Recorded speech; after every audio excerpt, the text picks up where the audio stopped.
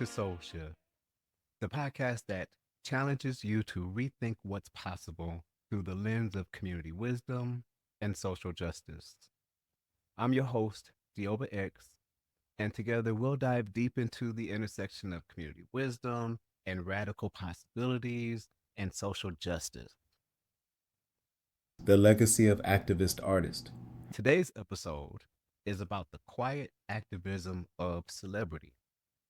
Whether they're a popular sports figure, hip hop performance, literary, or visual artist, the greatest always have an interest in advancing a passionate, noteworthy cause. Personally, I think of the art and activism of individuals like Harry Belafonte, Nina Simone, and Josephine Baker. During their time, they made significant contributions to their respective creative genres while advancing civil rights, racial equality, and social justice. They left us legacies that extended far beyond their creative portfolios. And their impact on the historical consciousness of Blackness in America is definitely worthy of the title Wisdom Practitioner. Their soul shifting continues to resonate and inspire contemporary artists like Janet Jackson, Beyonce, Janelle Monáe, Kendrick Lamar, Rihanna, John Legend, and more. Their significance as celebrity creators literally reverberates across millions, if not billions of souls, right?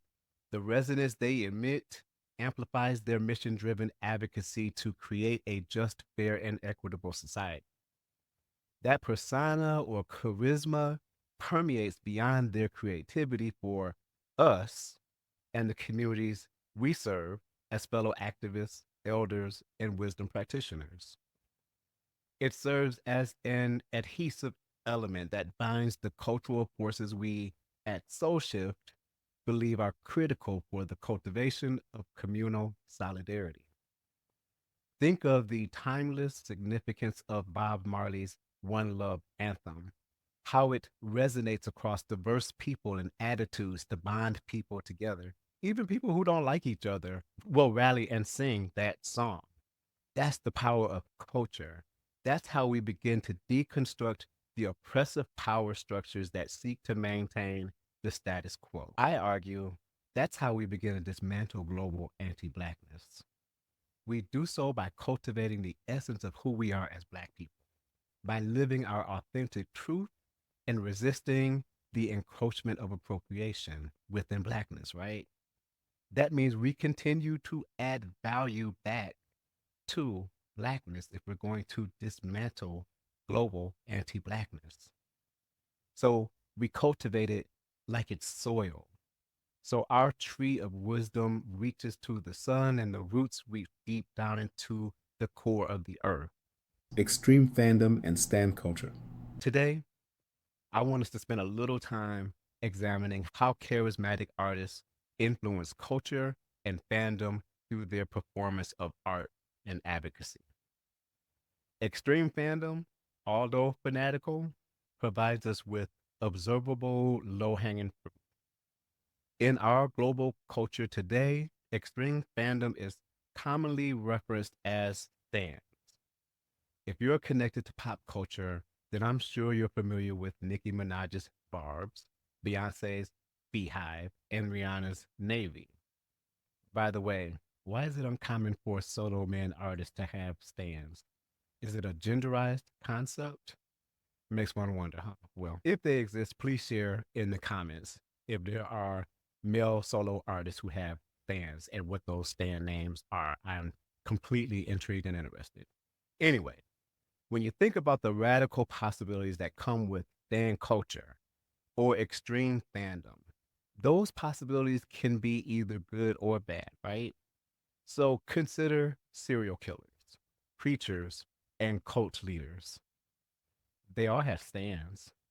Well, how about we not go down that rabbit hole today? But I'm sure y'all get my drift, right? On a more positive note, take a moment and consider your favorite performance artist or entertainer. In my case, that would be Prince Rogers Nelson.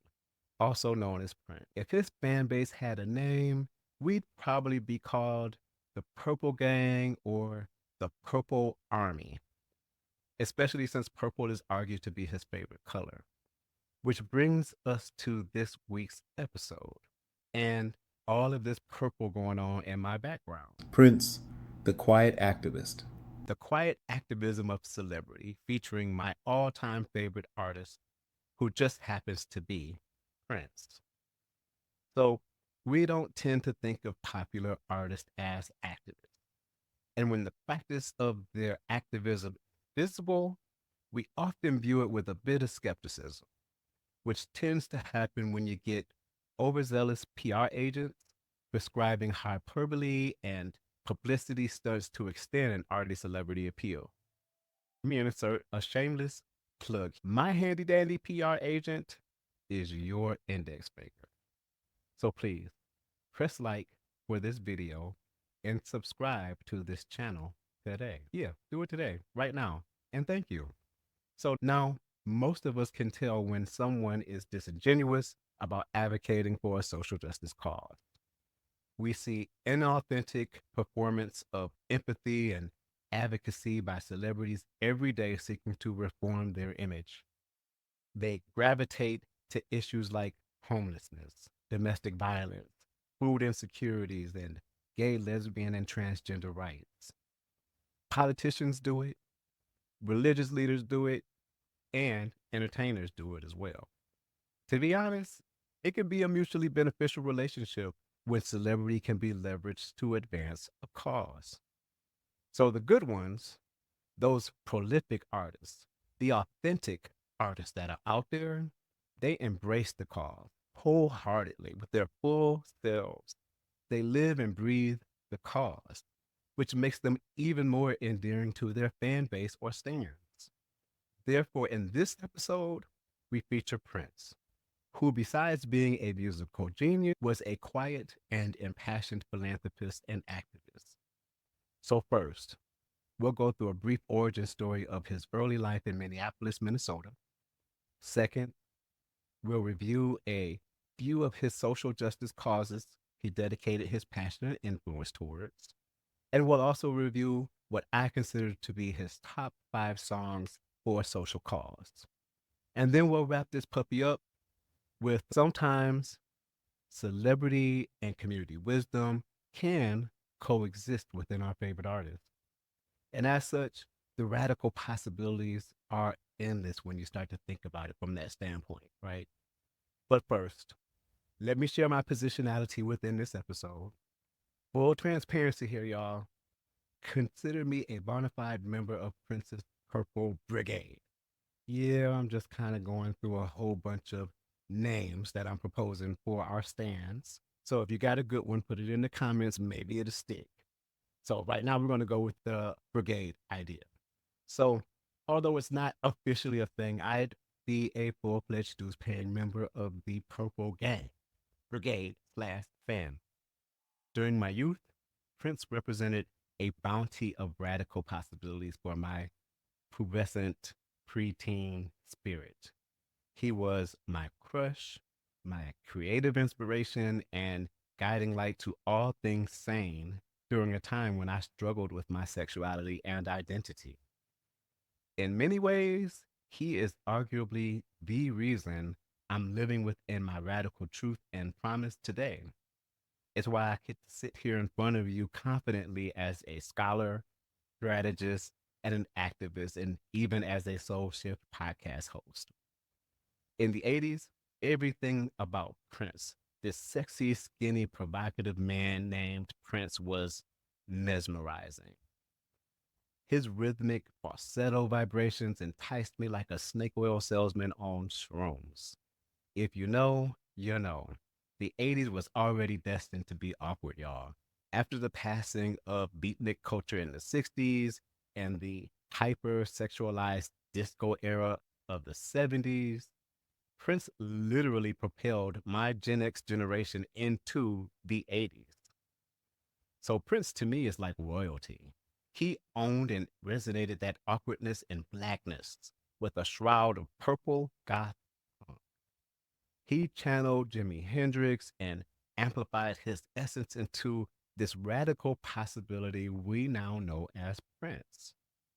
His piercing eyes radiated this mysterious energy for me that I'd like to think only a queer pubescent preteen like myself could really truly appreciate.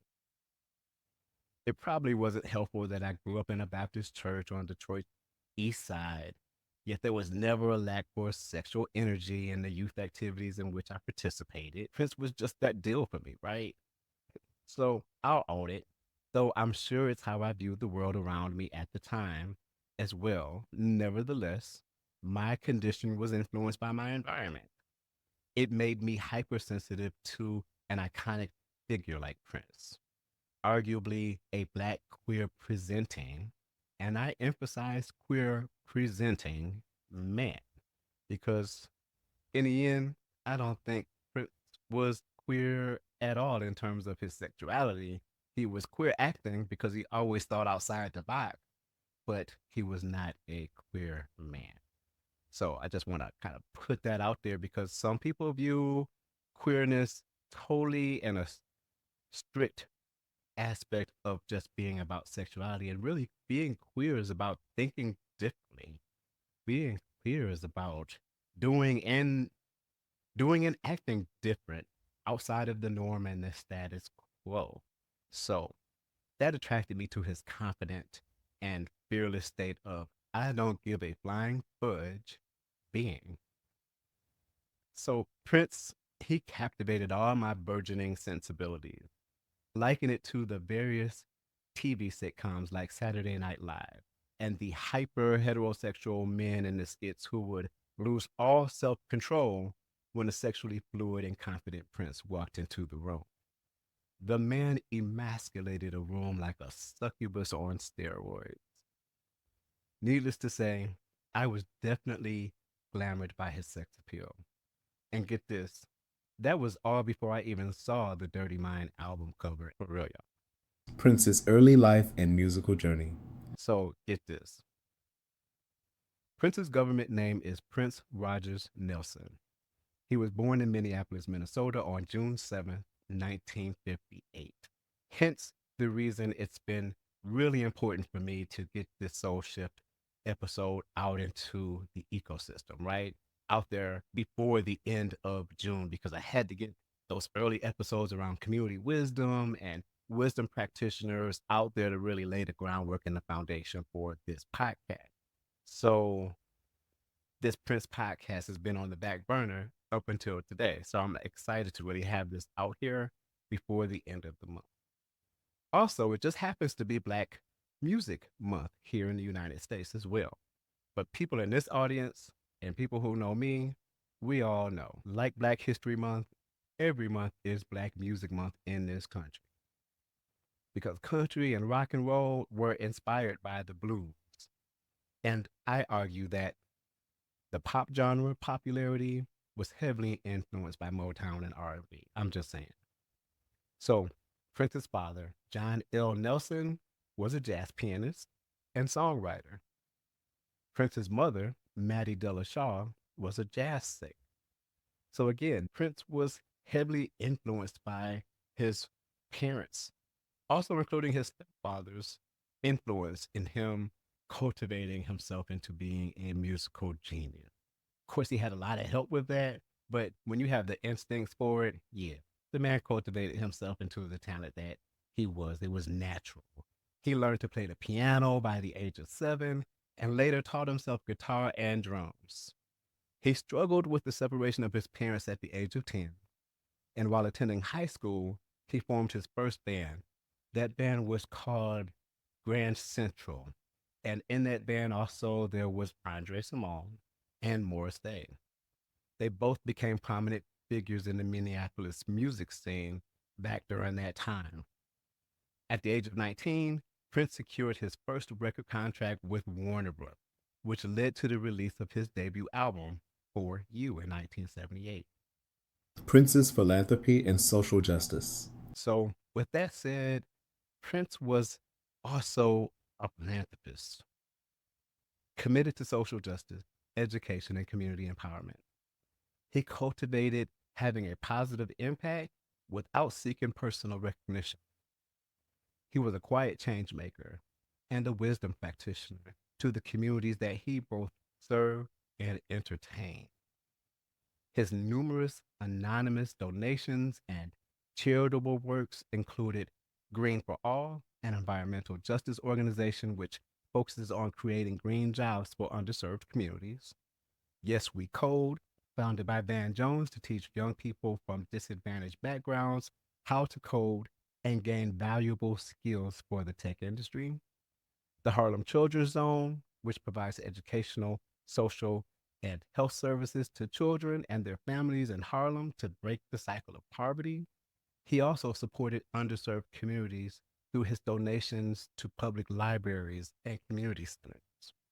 He also funded hackathons by Yes We Code to encourage young people to solve real world problems using technology.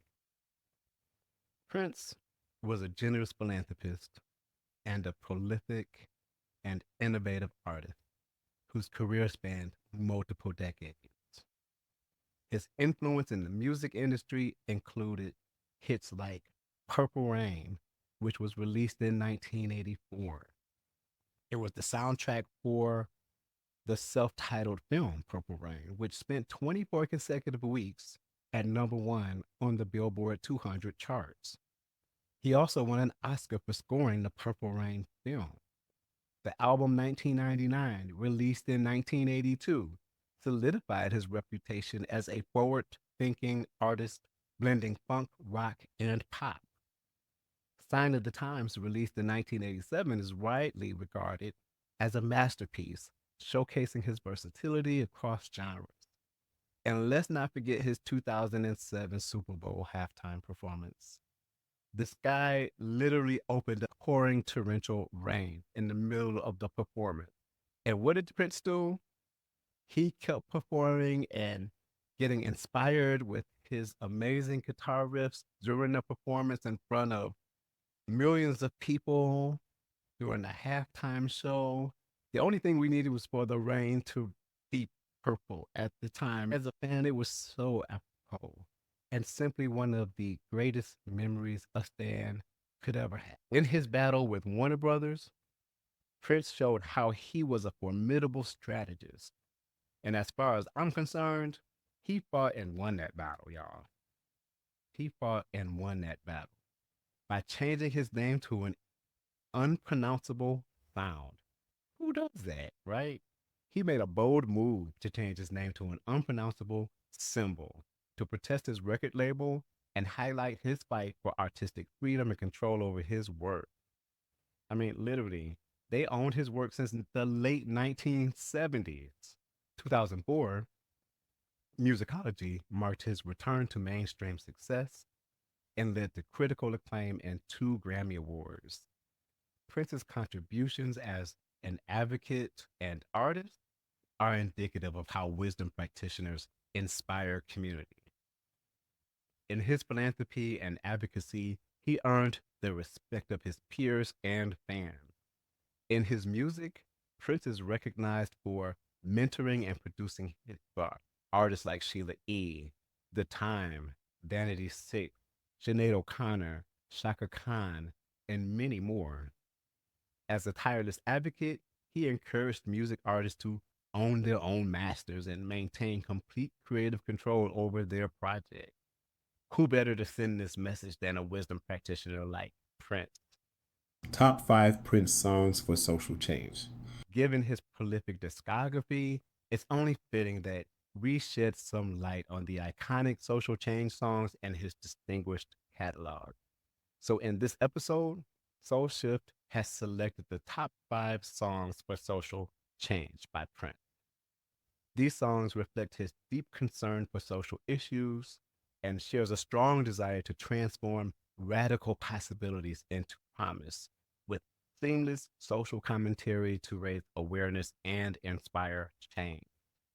When you pull it all together, the man was and remains awe inspiring.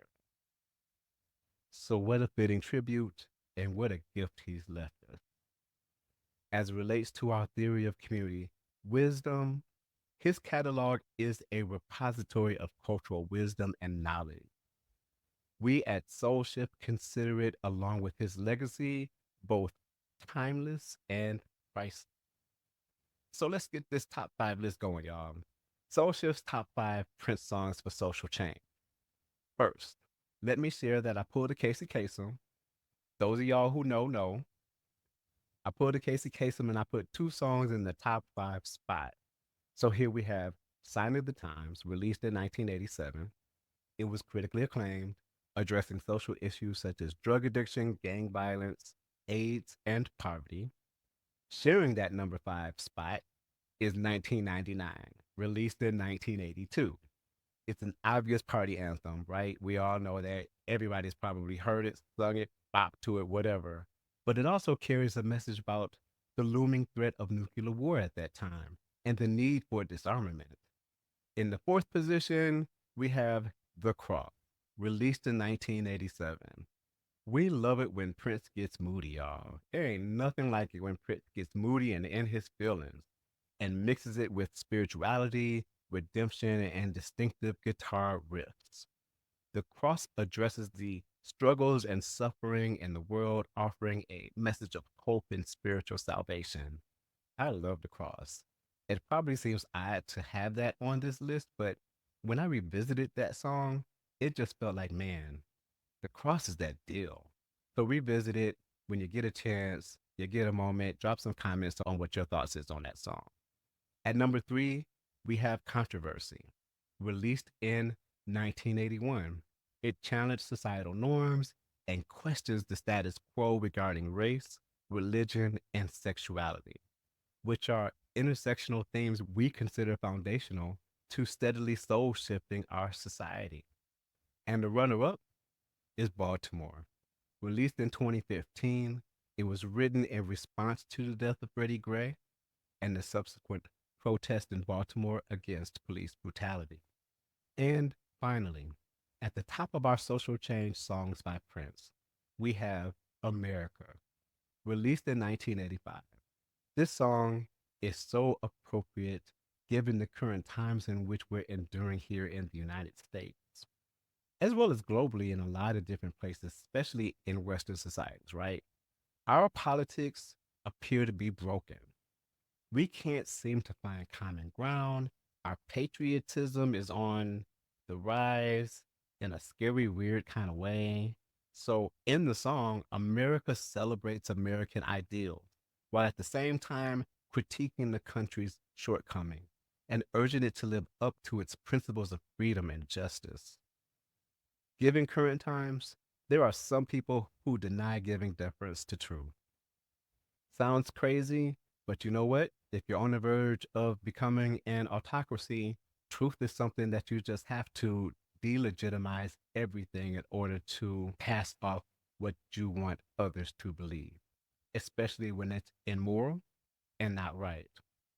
Some would rather dispose of our democracy and our core values to retain power and privilege amongst the few. Conclusion and call to action. So, how does this list correspond with yours? Please share and drop your top five in the comments section below and let's discuss. There are plenty of songs that could be on this list. Does your favorite artist or entertainer measure up or even surpass what was shared today about Prince in this episode? Does your favorite artist or entertainer measure up or even surpass what was shared today about Prince in this episode? If so, I'd love to hear about it. Please drop it in the comments. Teach me something. I'm totally open to learning this space. All thoughts are valued and welcome as long as they're cordial and respectful. Thank you for tuning in to this episode of Soul Shift, where we transform radical possibilities into reality. If you enjoyed today's discussion and want to stay connected, be sure to follow us and subscribe on YouTube and like us on Facebook, Instagram, and TikTok. And also, if you're more prone to audio, favorite the Soul Shift podcast on Apple Podcast, Spotify, or your favorite podcast platform. Soul Shift will be there. Your support helps us continue to explore and amplify the wisdom of our communities. So, until next time, remember, together we can shift the soul of our society. Stay inspired, stay connected, and keep transforming those radical possibilities into promise. And let's keep steadily soul shifting society together. Peace and blessings, y'all.